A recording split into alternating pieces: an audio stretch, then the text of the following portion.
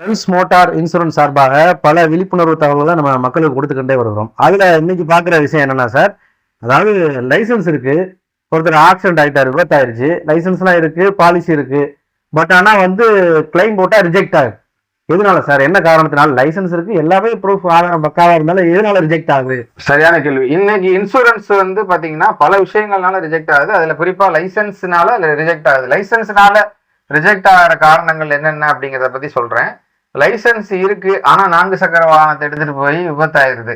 அந்த லைசன்ஸ் 4 சக்கர வாகனத்துக்கான லைசன்ஸா இல்லாம 2 வீலர் லைசன்ஸா இருந்துச்சுன்னா கண்டிப்பா உங்களோட வாகன விபத்து கிளைம் ரிஜெக்ட் செய்யப்படும். நீங்க ஒரு ஹெவி வெஹிக்கிள் ஓட்டிட்டு போறீங்க, லாரி மாதிரி வாகனங்களை ஓட்டிட்டு போறீங்க, ஆனா நீங்க லைட் மோட்டார் வெஹிக்கிள் லைசன்ஸ் வச்சிருக்கீங்க அப்படின்னாலும் உங்களுடைய வாகன கிளைம் இன்சூரன்ஸ் கிளைம் ரிஜெக்ட் ஆயிடும். அதே மாதிரி நீங்க லைசன்ஸ் வச்சிருக்கிறீங்க, எல்லா லைசன்ஸுமே ஹெவி வெஹிக்கிள் லைசன்ஸ் வச்சிருக்கீங்க, ஹெவி வெஹிக்கிள் ஓட்டுறீங்க, லைட் மோட்டார் வெஹிக்கிள் லைசன்ஸ் வச்சிருக்கீங்க, லைட் மோட்டார் வச்சிருக்கீங்க, முறையான முறையில தான் ஓட்டிட்டு போறீங்க, பாலிசி எல்லாம் லைவ்ல இருக்கு.